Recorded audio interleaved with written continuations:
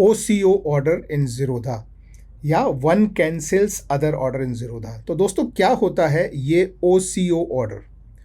OCO का मतलब होता है वन कैंसिल्स अदर, यानी ये एक ऑर्डर में दो ऑर्डर लगाए जाते हैं और दो ऑर्डर जो हैं वो इस तरह से लगाए जाते हैं कि अगर ये एग्जीक्यूट हुआ तो दूसरा वाला कैंसिल हो जाएगा और ये एग्जीक्यूट हुआ तो ये वाला कैंसिल हो जाएगा। तो वन कैंसिल अदर ऑर्डर होता है। तो ये किस चीज़ के लिए यूज़ करते हैं वो इम्पोर्टेंट है। तो इसका जो यूज़ होता है वो होता है कि आपका स्टॉप लॉस और टारगेट एक साथ लगाने के लिए। यानी कि मान लीजिए आपने जो है वो एक शेयर खरीदा, मान लीजिए 100 रुपये का, और आप उसका स्टॉप लॉस लगाना चाहते हैं 95 पे और आप टारगेट लगाना चाहते हैं 105 पे। तो ये दोनों आप एक ही ऑर्डर में आप कैसे लगा सकते हैं, वो होता है OCO ऑर्डर। और अगर उसमें से एक एग्जीक्यूट हुआ, जैसे आपका स्टॉप लॉस हिट हुआ तो ये टारगेट अपने आप कैंसिल हो जाएगा, लेकिन मार्केट अगर ऊपर चला गया और टारगेट हिट हुआ तो आपका स्टॉप लॉस अपने आप कैंसिल हो जाएगा। तो ये होता है OCO ऑर्डर। अब ये कैसे लगाते हैं तो वो समझने के लिए सबसे पहले हम अपने पोर्टफोलियो सेक्शन में आएंगे। हम अपने पोर्टफोलियो में देखेंगे कि यहाँ पे ये होल्डिंग सेक्शन है और पोजीशन सेक्शन है। होल्डिंग सेक्शन में आपके जो हैं वो लॉन्ग टर्म वाले जो हैं वो शेयर्स होते हैं और पोजीशन में आपके जो हैं वो शॉर्ट टर्म वाले शेयर्स होते हैं, जो आपके आज या जैसे आप इंट्राडे बोल सकते हैं कि आज आपने जो खरीदे हैं या आज जो बेचे वो आपको पोजीशन में दिखते हैं। तो जैसे आपके यहाँ पे होल्डिंग में जो लॉन्ग टर्म वाले शेयर होते हैं उनमें लॉन्ग टर्म के लिए स्टॉप लॉस और टारगेट लगाने के लिए OCO यूज़ होता है।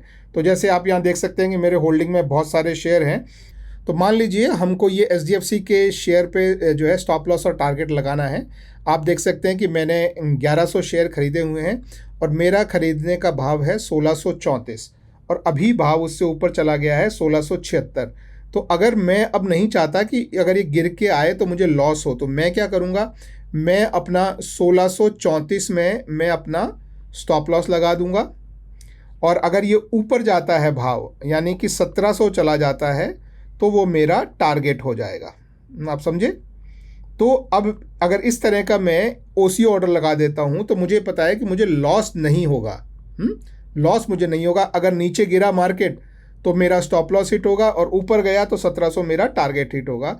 लेकिन ये दोनों एक साथ लगाना, इस तरीके से लगाना कि दोनों में से अगर स्टॉप लॉस हिट हो तो आपका जो टारगेट है वो कैंसिल हो जाए, अगर टारगेट हिट हो तो आपका स्टॉप लॉस जो है वो कैंसिल हो जाए। तो वो लगाने के लिए हम यहाँ देखते हैं। तो ये लगाने के लिए आप इस एरिया में कहीं भी एक बार आप क्लिक कीजिए इस तरीके से, तो ये नीचे आपको इंटरफेस खुलेगा। इसको आप यहाँ पे कहीं पे क्लिक करके ऊपर को खींचेंगे तो आप इसे ऊपर को इस तरीके से ला सकते हैं। ठीक है, अब यहाँ पे आप देखिए आपके लिए ये क्रिएट GTT ऑर्डर है।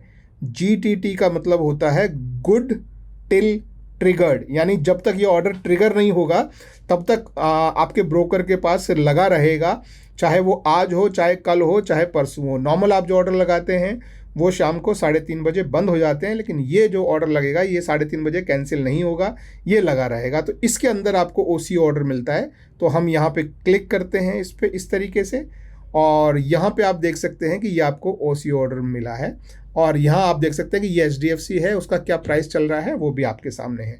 तो अभी हमको स्टॉप लॉस और टारगेट लगाने के लिए आप देखेंगे, इसको मैं थोड़ा सा यहाँ मैं इस तरीके से पुश करूँगा। अगर आपको सिर्फ डायरेक्ट सेलिंग ऑर्डर लगाना है तो सिंगल से लगता है, लेकिन हमको टारगेट और स्टॉप लॉस दोनों लगाना है तो वो आपको OCO से लगता है। तो ये आपका स्टॉप लॉस आपको दिख रहा होगा और यहाँ पे आपको नीचे टारगेट दिख रहा होगा। तो चलिए पहले स्टॉप लॉस लगाते हैं, हम फिर ये टारगेट लगाते हैं, एक ही ऑर्डर में ये लगेगा। ठीक है, तो हम स्टॉप लॉस के लिए इसको थोड़ा सा ऊपर स्क्रॉल करते हैं।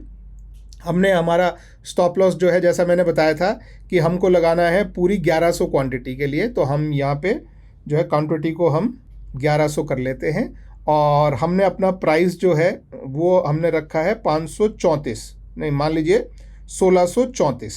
ठीक है, और यही हम ट्रिगर प्राइस में समझाएंगे 1634। अब इसका मतलब समझिए दोस्तों क्या है ये दोनों, ट्रिगर प्राइस और ये ऑर्डर प्राइस। ट्रिगर प्राइस वो प्राइस है जिसमें आपका ब्रोकर जो कि अपने केस में ज़ीरोधा है वो इसको एक्सचेंज को भेजेगा। ठीक है, तो जैसे ही मार्केट में प्राइस गिरता हुआ, अभी 1676 है, गिर के जब 1634 होगा तब आपका ऑर्डर ब्रोकर से एक्सचेंज को चला जाएगा और एक्सचेंज को ऑर्डर क्या जाएगा, एक्सचेंज को ऑर्डर ये जाएगा। तो एक्सचेंज को क्वांटिटी इतनी दिखेगी और प्राइस इस प्राइस पे बेचने का दिखेगा। तो एक्सचेंज देखेगा कि क्या इस प्राइस पे इतनी क्वांटिटी अवेलेबल है, जैसे ही अवेलेबल होगी ये इसको सेल कर देगा और आपका स्टॉप लॉस हिट हो जाएगा। तो ये होता है आपका स्टॉप लॉस। तो दोनों का फ़र्क समझिए, ये ट्रिगर प्राइस और ये मैं अकेला इसलिए रखता हूँ, आप इसे चाहें तो अलग रख सकते हैं। आप चाहें तो ये बोलें कि भाई जब 1640 जब भाव आए तब मेरे ऑर्डर को मार्केट भेज दीजिए, ये भी बिल्कुल प्रॉपर पूरी तरह वैलिड है।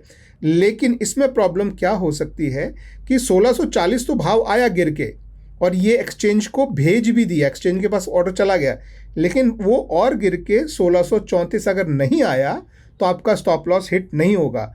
और उस दिन क्योंकि ये ऑर्डर एक्सचेंज को चला गया है, इसलिए 3:30 बजे अब ये ऑर्डर जो है वो कैंसिल हो जाएगा। तो आपका स्टॉप लॉस जो है वो हो सकता है ना हिट हो, लेकिन फिर भी आपका ये ऑर्डर कैंसिल हो जाएगा 3:30 बजे।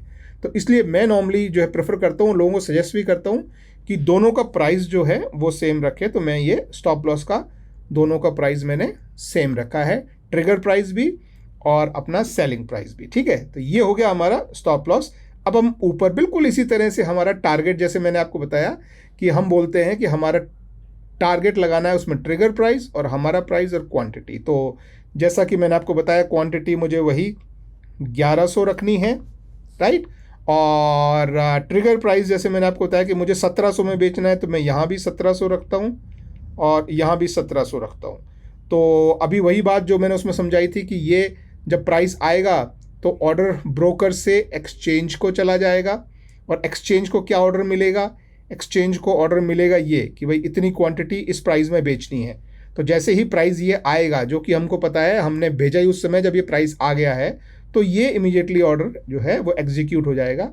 यहाँ पे आप देखें तो ये बता सकता है कि अभी जिस प्राइस पे चल रहा है उससे टारगेट कितना दूर है और अभी जो प्राइस चल रहा है उससे हमारा स्टॉप लॉस कितना नीचे है, ये भी आपको यहाँ विजिबल हो जाता है। तो इस तरह से आपने ये भरने के बाद आपका ये जो क्रिएट जीडीटी है इसको आप राइट में स्लाइड कर देंगे तो आपका जीडीटी में ओसीओ ऑर्डर जो है वो लग जाएगा। तो अभी आप देखिए बोल रहा है जीडीटी क्रिएटेड, राइट। अब इसको आप देख कहाँ सकते हैं, तो आपका ये ऑर्डर वाला जो सेक्शन है आप इस पर नीचे क्लिक कीजिए और यहाँ पे आपका ये जीडीटी सेक्शन आता है। यहाँ पे आप इसे देख सकते हैं और देख ही नहीं सकते हैं, आप कभी भी इसे एडिट कर सकते हैं, चेंज कर सकते हैं।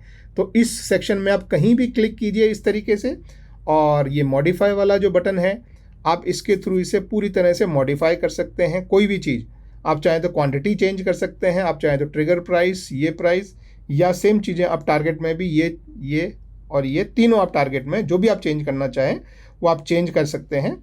तो मान लीजिए मैं बोलता हूँ कि नहीं, मैं सिर्फ आधा ही बेचना चाहता हूँ, एक ही लॉट में बेचना चाहता हूँ, तो वो मैं यहाँ पे चेंज करना चाहता हूँ। तो मैं इसे 550 करके और मैं मॉडिफाई कर देता हूँ। तो आप यहाँ पे ये देखेंगे कि यहाँ पे चेंज हो गया है, 1100 की बजाय 550 का ऑर्डर लग गया है और ये आपको बता रहा है कि आपका 1634 और 1700 पे आपका ये स्टॉप लॉस और ये टारगेट जो है वो दोनों लग गए हैं। ओसीओ ऑर्डर है एचडीएफसी का सेल का। तो इस तरह से दोस्तों ओसीओ ऑर्डर यूज़ होता है आपके स्टॉप लॉस और टारगेट लॉन्ग टर्म के लिए लगाने के लिए। तो आई होप वीडियो पसंद आया हो तो थम्स अप जरूर देना और चैनल को सब्सक्राइब करना। Thank you.